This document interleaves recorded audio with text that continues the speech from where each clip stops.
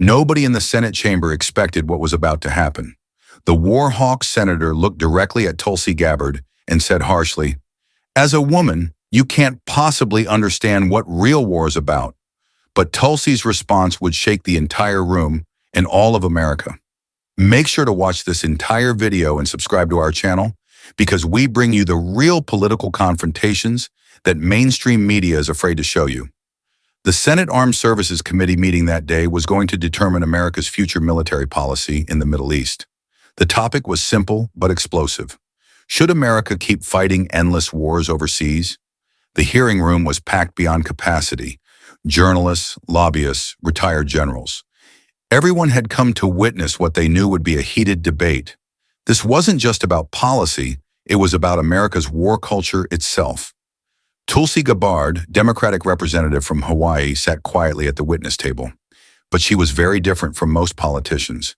In 2004, she had joined the Hawaii National Guard.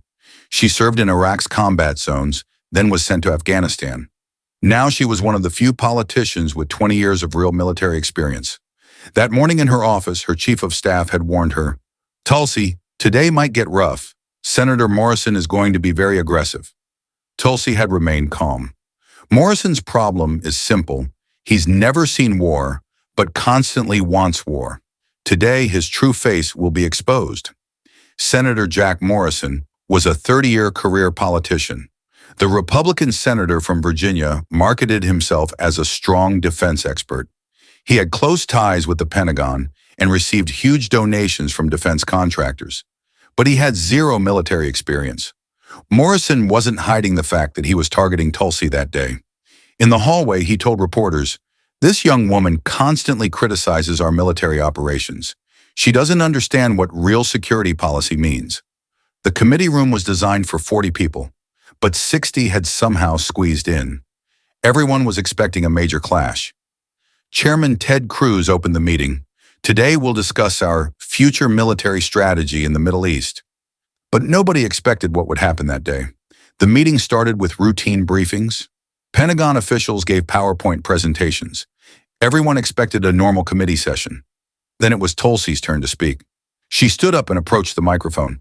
"Chairman, I strongly oppose this military strategy. We've been fighting in the Middle East for 20 years. What have we accomplished?" Her voice was calm but firm. "We've lost thousands of our soldiers.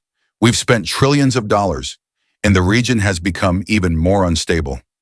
Morrison couldn't stand it. He raised his hand. "Representative Gabbard, your pacifist approach is very naive." "Tulsi, Senator Morrison, I'm not a pacifist. I'm a realist." Morrison raised his voice. "As a young woman, you can't possibly understand what real war is about. I've been in this business for 30 years. The room fell silent.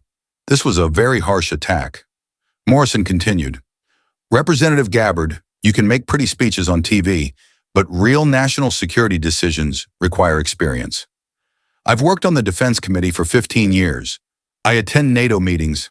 I go to Pentagon briefings. You just make idealistic speeches." Tulsi stayed calm. "Senator Morrison, you're talking about experience." Morrison interrupted her. "Yes, real experience. Have you ever been in a war room? Have you ever had to make real combat decisions? As a woman, you can't understand the real cost of war." This last sentence was too much. Whispers rose from the gallery. Journalists prepared their pens. Tulsi's face showed no change. She calmly opened her briefcase.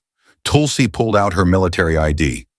"Senator Morrison, you want war room experience? Let me tell you about it.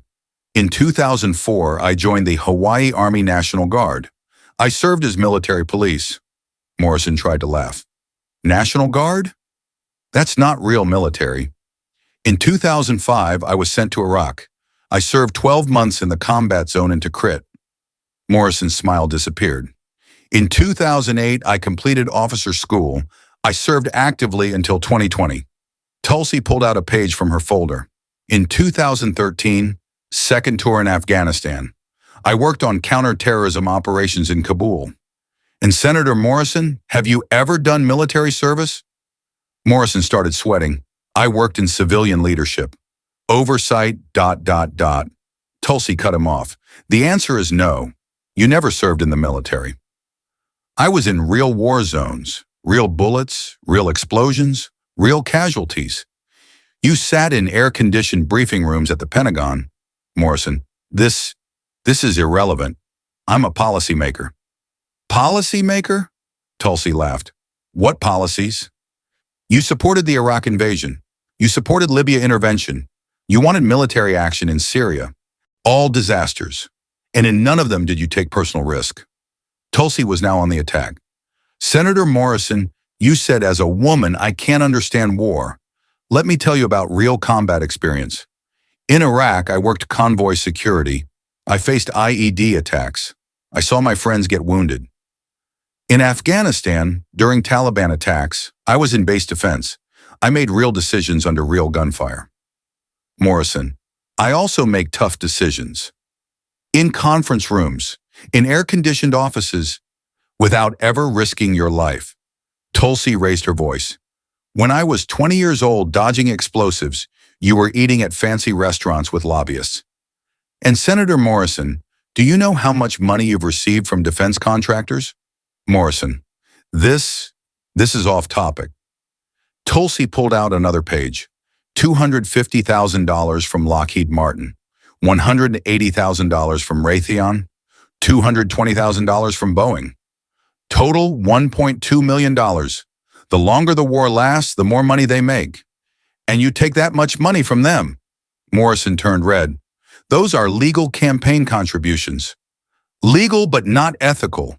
You're taking a share from war profiteering. Tulsi played her biggest card. Senator Morrison, let me ask you a question. How many American soldiers died in the Middle East in the last 20 years? Morrison, the exact number. 7,057 American service members. I know each of their names because I served with them. How many military funerals have you attended? How many Gold Star families have you talked to? Morrison couldn't answer. I lost 23 friends, 23 people. I still keep in touch with their families. While you go to cocktail parties with Pentagon lobbyists? Morrison made one last attempt. Representative Gabbard, I protect America's security. Tulsi said coldly, whose security? Defense contractors' bank accounts? Real national security means ending endless wars, directing military resources to homeland defense. But you can't understand this because you never wore a uniform. You never carried a flag-covered coffin. Morrison had nothing left to say. Tulsi delivered the final blow. Senator Morrison, you're a paper warrior. I'm a real warrior. That's the difference. After the meeting ended, media chaos began. CNN, Tulsi Gabbard's military experience, silences war hawk senator. Fox News, female veteran destroys, career politician in Senate, MSNBC. When real combat experience meets political posturing. Morrison told reporters on his way out, no comment, and ran away. Tulsi calmly said, military service members deserve leaders who understand sacrifice, not profit. The next day, Morrison's office received hundreds of criticism calls. Why did you disrespect a veteran? What do you mean by belittling our female soldiers? Shameful performance. Even Republican voters were criticizing Morrison. Morrison's chief of staff tried media damage control, but it was too late. Meanwhile, Tulsi received support messages from veteran organizations. VOW, American Legion, Iraq, and Afghanistan veterans all supported her. 3 months later, Morrison quit his re-election campaign. He said for family reasons, but everyone knew the real reason. Tulsi said in an interview, I'm not angry at Morrison, but America's leaders must understand real sacrifice. War isn't PowerPoint slides in conference rooms. It's real people, real lives, real consequences. Conservative media, which usually oppose Tulsi, praised her performance. When a real warrior speaks, everyone should listen, wrote one commentator. Liberal media was also impressed. Gabbard showed what authentic leadership looks like, said another. But the most powerful reaction came from veterans themselves. A retired Marine wrote, finally someone who actually served is speaking for us. An Iraq War veteran tweeted, Tulsi said what we've all been thinking. These politicians send us to war but never risk anything themselves. Morrison never fully recovered from this public humiliation. His approval ratings dropped 20 points. Defense contractors quietly started supporting other candidates. 6 months after the hearing, a military family whose son had died in Afghanistan wrote to Tulsi, "Thank you for honoring our son's sacrifice by speaking truth to power." This confrontation taught America an important lesson. Real experience always beats political rhetoric, and true warriors never lose to paper warriors. The video of Tulsi's response went viral with over 50 million views. It became required viewing in military academies and political science classes. Years later, when students ask about the difference between authentic leadership and political posturing, professors show them this footage. If you enjoyed this incredible military showdown, don't forget to hit the like button and subscribe to our channel.